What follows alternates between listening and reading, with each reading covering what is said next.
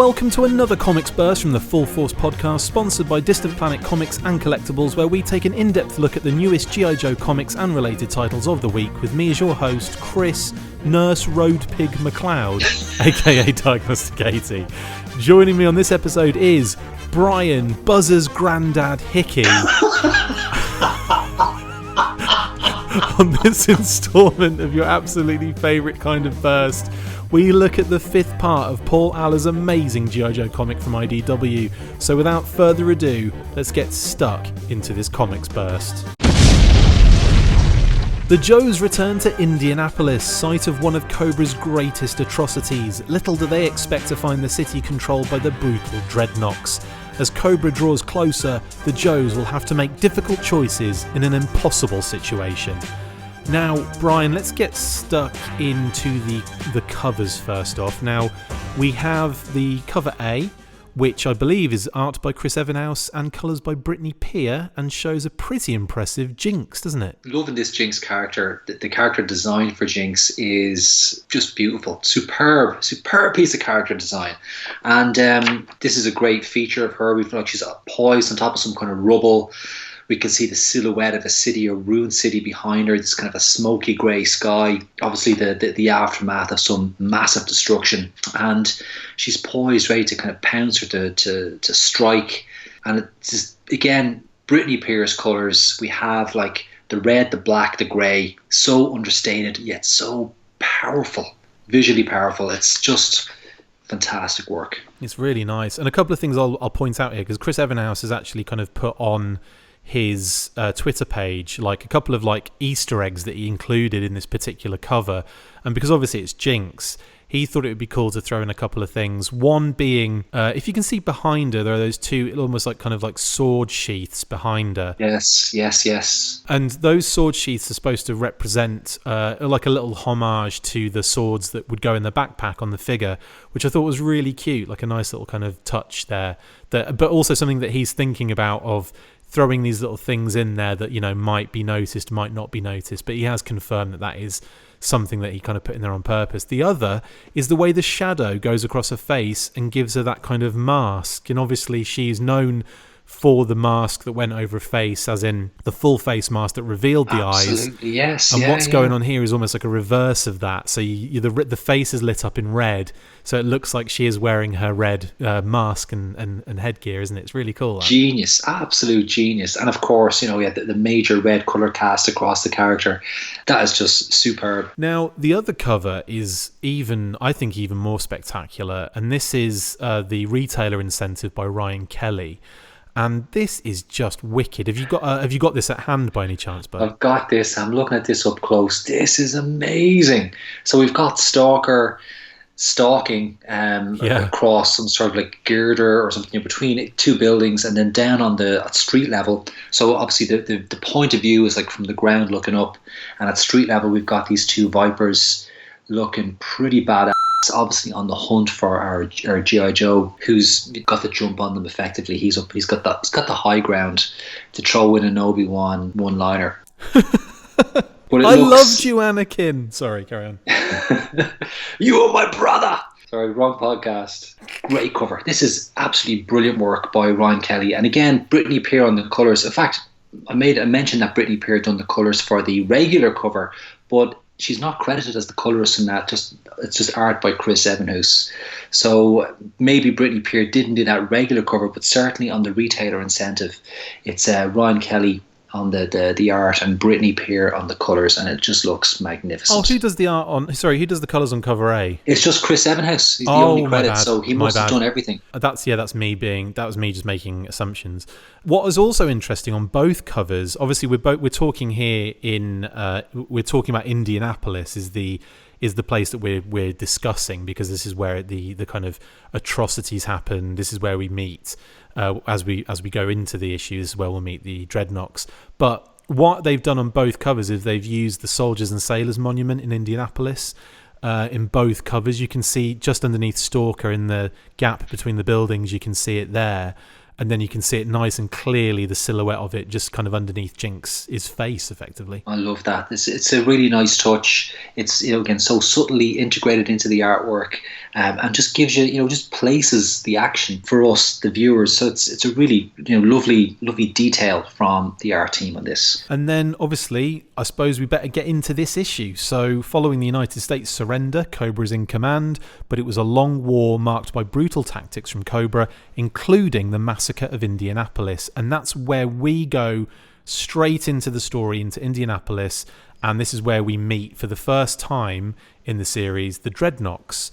And what's interesting about this setup is that you kind of thrown into this thinking that there's some sort of not an assassination, but like an execution going on. Yeah, so we've got this guy. He's we just get a close up of his eyes, and clearly he's kind of getting his chance to say his last words. And as the camera, or as the point of view pulls out, we get to see a little bit more of the action, and it becomes very clear that what looks like an execution is about to take place. And I love how this is cut with a little sequence of the Joes in a raft or a boat, basically stealthily making their way into Indianapolis territory. And it's interesting as well, because I didn't notice that at first until you mentioned it. So until you mentioned it, I just thought that we were seeing just like little glimpses of what's going on in and around Indianapolis. But obviously that makes more sense, and you can clearly see it's Stalker and Jinx in a boat getting out, and therefore it's them in that little boat going under the bridge, like you said, in that stealthy manner, with what appears to be a bunch of Dreadnoks zipping over it with on their motorbikes, with one of them holding a machine gun up in the air. But this is a great scene setter, because immediately this is lawless territory, and it's a really nice setup for what's going to happen next. And then obviously as Zartan, as we see him with his big scarf, and a bit of a redesign here for Zartan, not just in visually, but as a character as well. There's some really interesting things they've gone for here. One, the Dreadnoks aren't necessarily an enemy force, which is a very interesting kind of ploy. Or, I'd like to see where that goes in the future. Maybe Zartan gets drawn over to Cobra. You never know. Like, we don't know what Paul Aller's kind of idea is for the Dreadnoks. But at the current state of affairs, they're not necessarily the bad guys. And we have here Buzzer and his granddad and Zartan, and they're basically putting him out of his misery because he's just, he's lost the ability to be useful to the community. And one of the rules is, once you lose that, the ability to help the community rather than be a burden on the society, the very small group of people they have left, they just, take you out. And everyone's kind of on board with this, aren't they? That's the other thing. It's not like people are like, no, I don't want to be killed. They're like, once I'm past it, take me out. And before they can kill him, Jinx fires an arrow, takes out the gun out of Zartan's hand. Torch, who is now female, that's a really cool Torch design as well, and I think that's Ripper. They both attack with their machine guns into the general vicinity where the arrow went, and that's where Stalker and Jinx appear, and they're like, this is going to sound crazy, but we come in peace. I actually love this. This is all happening. You just described so much action that happens in 2 pages. Yeah. It's incredible what the guys have worked in here, and we've got this amazing series of panels here where Torch and Ripper open fire. Torch roars, "Welcome to Dreadnokistan, you slithy scum!" You get a real sense of lawlessness, savagery. Humans kind of gone a little bit wild. I like how Zartan calls people no-knocks if they're not Dreadnoks.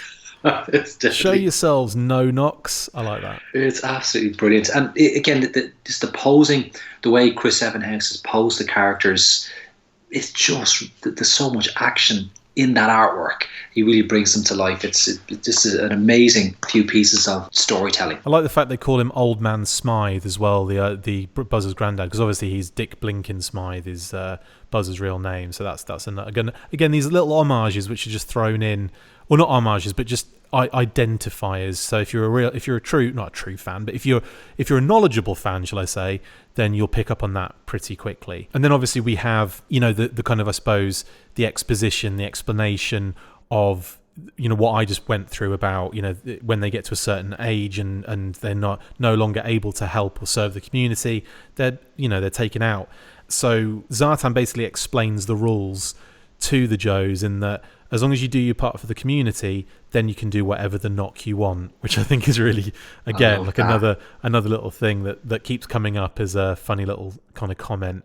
So Stalker and Jinx basically get taken in by the Dreadnoks in order to help, or in order to get what they need, which is effectively more people on the G.I. Joe team, isn't it? This reminded me of V back in the 80s. Like in the very early kind of miniseries, there's a moment very early on where the Resistance, led by kind of Donovan, meet up with this other Resistance faction, led by a guy called Tyler. And his guys were way more vicious and savage than the other Resistance. And I wonder if there's a little bit of this maybe inspiring some of what's happening here. You've got the Joes who are maybe a bit more kind of sophisticated in their tactics and their strategies, and they're trying to make an alliance with a much more potentially lethal group of Resistance fighters. Yeah, totally, yeah. And ultimately what we learn is, very quickly that the Joes know that Indianapolis is going to be hit again by Cobra to kind of finish what they started. So their mission is kind of twofold, not only to try and maybe establish that alliance, but to also help and rescue, totally, people here. Another little thing I want to point out here is that they've managed to get Paul Aller and his dog Shorty in the panel on. So if you, like as we go into the mess hall and all of the Dreadnoks are like eating and drinking and what have you, you can see Paul there in the corner holding Shorty, and in actual fact he's even posted an image that was taken for this for this particular reference shot, and it's even got the same window in the background. I think it's like some sort of office I don't think it's like an IDW office or not. I can't remember. I'll have to double check with him or see what was on his Twitter post. But it's just really fun how Chris Evenhouse has kind of incorporated that in there, and obviously made not just Paul Aller but Shorty an honorary Dreadnought. That is an office I would like to work in. That is an office you work in. It's just that office that the Dreadnoughts are in has less booze, right? Absolutely, that's it. And potatoes. Yeah, it's all potatoes in the bowl. Yeah. So obviously in this scene, we're seeing Jinx basically ingratiate herself within the Dreadnoks. Yeah. So she's trying to win their trust, and initially she's kind of almost horrified, and she says, "You guys treat yourselves like animals." And Buzzer explains, like all the heroes are dead, so only the animals are left. Yeah, I love how we see Torch throw the table over just for a bet, and Jinx decides, okay, I'm going to have to win these guys' trust, and she uses her teeth to pull the knife out of Buzzer's sheath. She's got her hands in a very delicate position there. So she's grabbing the knife and also him off at the same time. That's amazing. That's exactly what's going on here, and it's just pure erotic. Okay, so you're digressing here. So she has her hands bound. She cuts herself free, and it's like, I'm going to do whatever the knock I want. Brilliant. And all of a sudden, it's like, yeah, come on, someone's ready for their new knock initiation. She has to kind of go with Buzzer and the knocks on like a ride and shoot kind of thing. While they shoot at them, don't they? And they have to keep driving, and they can't stop. So that's essentially it. They've got to outrun the bullets. If you slow down, you're going to get shot, and tough luck if you do. And I just want to say something amazing happens here in the artwork. There's a real shift in the color change. Yeah. So we have these beautiful, warm, autumnal colors. We're hearing about this, almost idyllic, albeit, harsh lifestyle that the Dreadnoks have created. They're self-sufficient. They grow their own food. Zartan is this kind of very caring leader who really genuinely cares and wants to look after the survivors of Indianapolis. And as it cuts back to Jinx's new knock initiation, the colours go much colder. And on that first page, the initiation is cut short because they run straight into a Cobra bat. And this bat is dark, man. Like, that is some crazy updated design for the Battle Android Trooper, isn't it? It's impressive. I mean, the design is maybe a bit more streamlined, a bit more minimal than what we'll be used to, say, with the toys. But that kind of glowing orb, like in the faceplate, is, it harkens back to the bat design, but it's a little bit more ominous in its simplicity, in the design simplicity. More imposing as well, isn't it? A bit bigger. More imposing, and it's got a dreadnought by the throat. It's pretty scary looking. And what we realise is that that's only a recce drone. It's not even a proper battle drone, but it's still lethal as it kind of immediately throws itself into the Nox. It's got Buzzer in the head with its two hands, and of course Jinx, comes in to try and help, having no impact. And we get a little bit of almost what happened last week when we talked about Real American Hero. A blast to the face supposedly takes the bat out of it. Yeah, and then it's laying there on the ground. They're talking about, they're basically explaining what the situation is. Buzzer's explaining to Jinx what's happening, and then all of a sudden it starts kind of coming back to life, and they're like, oh, here we go. So Buzzer decides to take it upon himself. He's already strapped with explosives, which is just hilarious for planning for him. I just thought he had a bit of a gut on him, but it turns out he's actually strapped with explosives. And he says, look, I'm going to do it. I'm going to run over there and get rid of this thing. You just get out of here and save the rest of the, whoever else is left, kind of thing. And she's like, no, tackles him to the ground, stops him from doing it, rips the explosives off. They just escape. They run away on foot from it. And then that's when the Joes basically attempt to come and save the remaining community of dreadnoughts. And you get 3 choppers come in. They try and get everyone on there. They can't take the motorcycles, even though one of them tries to get their motorcycle on there. Which is brilliant. Yeah, I love that. But I don't care about everyone's motorcycles, just mine, which is cute. And then as obviously they look to be getting away and safely at a distance, Rock and Roll mentions to Airborne, who's flying one of the helicopters. He says, hey, our Bat Buddy is trying to catch up with us. And you see it running up this kind of like walkway closer to the helicopters in the distance. And Airborne says, not much chance of that. And Jinx says, I wouldn't be so sure. And you see it take one final like step on top of like the last kind of rail, and it just makes this leap, grabs one of the helicopters. 2 of the helicopters crash into each other. And then when the other helicopter that got away kind of comes back to recce the situation, to come back and see what's happened, the 2 helicopters are toast. All of the people that were on those helicopters are now dead, including Buzz's granddad, which was really sad. Yeah, that's kind of a poignant moment there, as we kind of suppose that the Joes have realised that there's nothing more they can do. Zartan has like, you guys have done enough. We're get out of here. We're going to look after ourselves.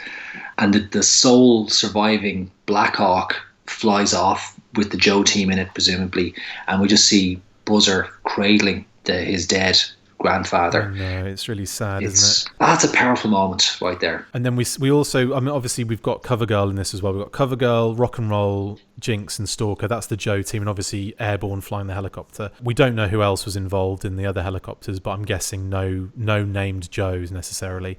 And then with, like you said, with that cradling shot, like as they leave, Jinx is looking out the window. Stalker says stop. And she was like, he says, I know, and stop trying to make sense out of it. Stop wondering what you should have done. It's a war zone, Jinx. And then the final shot is, again, the Soldiers and Sailors Memorial in Indianapolis, kind of like the silhouette of it. And he says, there are no lessons here. And the helicopter's flying out of Indianapolis. And it's like, geez, man.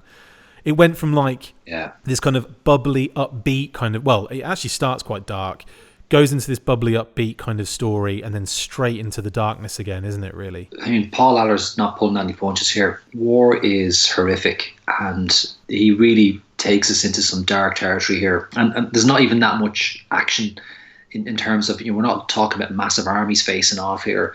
It's one recon droid effectively causes massive destruction and clearly drives a wedge now between the Dreadnoks and G.I. Joe. Yeah, that is an interesting point, because I think that's, even though Zartan is now he's a Sierra Gordian, that's where he's from, Sierra Gordo, Rio Lindo is his birthplace, and he basically has been given this kind of backstory of he had a powerful family in Sierra Gordo, and he ended up getting into kind of, not politics, but in diplomatic relations and intelligence for the government. And then he ends up in Indianapolis for some sort of trade mission. Cobra attack the city. This is the original massacre. and then he ends up staying there to help and fight and continue and so on and so forth. And that's where he builds this other community of dreadnoks. So it is a completely different character than we've known Zartan in the past.